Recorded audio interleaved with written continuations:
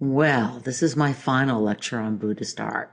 Alas, time grows short, so we're going to speed through Buddhist art in Japan and Southeast Asia. Frankly, it deserves better. The earliest religion of Japan, and also a religion that has persisted in some forms into the present day, is Shinto, or the Way of the Gods. Most Shinto deities are local, and many are associated with agricultural seasons, planting, growing, and harvesting. They also tend to be associated with specific clans and their ancestors. The photo here is of a simple roadside Shinto shrine. Buddhism arrived from China and Korea around 700 CE, at a time when the court of the Japanese emperor was increasingly adopting Chinese customs and culture. Japanese emperors also hoped to use Buddhism as a unifying force at a time when the empire was threatened by civil war. That's another theme we've seen across countries. You can clearly see the Chinese influence in the way this very early Buddhist monastery is constructed. Note the pagoda style, the use of cross beams, and the curved roofline. Kondo, by the way, means image hall, and this building housed images of the Buddha. The temple houses the Yakushi triad, 3 bronze statues, a Buddha surrounded by 2 bodhisattvas. The central figure is Sakyamuni, the historical Buddha, but note that he has a flaming mandorla or halo, showing that he has already achieved a higher state of being. This is probably the most famous of Japan's Buddhist temples in the ancient Japanese capital of Nara. Again, note the traditional pagoda structure that traveled to Japan from China. This image hall, remember the term? Kondo, is the largest wooden building in the world, and it has been rebuilt several times after fire and earthquake partly destroyed it. The original building was larger and more magnificent. The temple houses the giant Buddha, the world's largest bronze statue of the Buddha. This is the Buddha Vairocana again, the celestial cosmic Buddha who lives in nirvana. Remember him from Longman Caves? This statue stands almost 50 feet tall. The emperor, who was the patron of the temple, hoped that this greatest of all Buddhas would protect his empire. Which mudra do you see, by the way? His hand is raised in the Fear Not mudra, especially appropriate for protection. Worship of the celestial Buddha would give way in Japan to worship of the Amitabha. Remember that one? This is the Buddha of Western Pure Land Buddhism. What you see here is a dry wall fresco. In other words, the paint is applied to a dry wall, not onto wet plaster, which then dries and hardens. This painting really shows the influence of Indian art, especially in the more sensual treatment of the figures. The Amitabha here is surrounded by 2 bodhisattvas. This is probably the most famous temple to Pure Land Buddhism, and an image that will, by the way, show up on your test. The whole structure is designed to create just a feeling of a celestial paradise. I think it's exquisitely beautiful. 2 bronze phoenixes decorate the ends of the ridgepoles. This is a mythical flaming bird, and it was said to alight on kingdoms that were properly ruled. So here again, we see Buddhism being used by the imperial family to encourage unity and to build support for the regime. Association with religion is going to be used by Muslim rulers and Christian rulers as well. Another form of Buddhism that took hold in Japan, getting tired of forms of Buddhism yet, was esoteric Buddhism, which initiated its followers into mysteries that were hidden from ordinary believers. This painting on silk shows a map of the cosmic universe, with the cosmic Buddha at the center, surrounded by various images of Buddhas, bodhisattvas, guardians, and Buddhist symbols that would have been understood by initiates to this school of Buddhism. In other words, there are a lot of secrets included in this panel. The Japanese emperor's rule would give way in the 12th century AD to the shogunate, or rule by military leaders who nominally, that means in word only, gave their allegiance to the empire, but in fact ruled through their samurai or knights. This is a statue of a Buddhist priest dating from this era, and notice it's characterized by greater naturalism. Think of how In more difficult times, later Hellenist Greece, for example, you also see a kind of naturalism. Okay, this isn't really Buddhist art, but it does present an artistic vision of the warlike samurai period, so I wanted to include it. And I admit it, I think samurai are cool. The shogunate would also see the rise of still another form of Buddhism, Chan Buddhism, or as it was called in Japan, Zen Buddhism. Zen teaches that enlightenment is achieved through the profound realization that one is already an enlightened being. This awakening can happen gradually, according to one school of Zen Buddhism, or in a flash of insight, according to a competing school of Zen Buddhism. In either case, enlightenment is the result of one's own effort. So in some ways, it's the opposite of Pure Land Buddhism, where one can do very little and it's up to the Amitabha, Buddha, to lead a person to salvation or to nirvana. In this form of Zen Buddhism, deities and scriptures can only offer limited assistance. I don't think it's a coincidence that this form of Buddhism based on self-discipline and self-help was especially popular with samurai knights.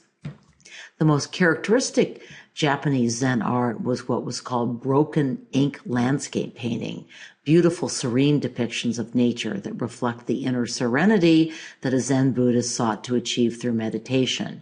You saw a Chinese example of broken ink painting. I've reproduced it again here on the left. Next to it is a Japanese broken ink painting. Again, you can see the clear similarities. There was a lot of influence on Japanese art by Chinese art at this period.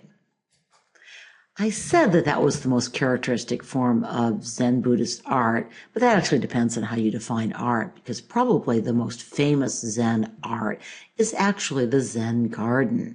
These Zen gardens were designed to stimulate meditation by reducing nature to its most abstract forms. In this garden, the raked white gravel signifies water. Again, you can see how such gardens would promote serenity and meditation. Well, now we're moving to Southeast Asia, which together with Sri Lanka and Tibet is today the most Buddhist region in the world. Now, I've circled the country whose art we're going to see in this podcast. Thailand is circled in red, Cambodia is circled in purple, Burma is circled in orange, and part of Indonesia, the island of Java, where the Borobudur temple is located, is circled in green.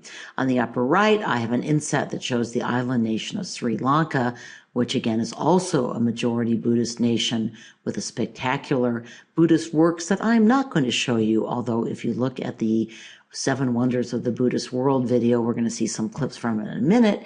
There's a very good section on a temple in Sri Lanka. The most Buddhist nation in the world today is probably Thailand.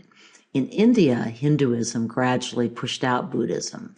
Just the opposite occurred in Thailand, where Buddhist kingdoms came to power in the 13th century. The form of Buddhism that took hold in Thailand was Theravada Buddhism, which, to remind you, focused more on individual enlightenment, was arguably closer to the original Buddhism established in India in the 5th century BCE.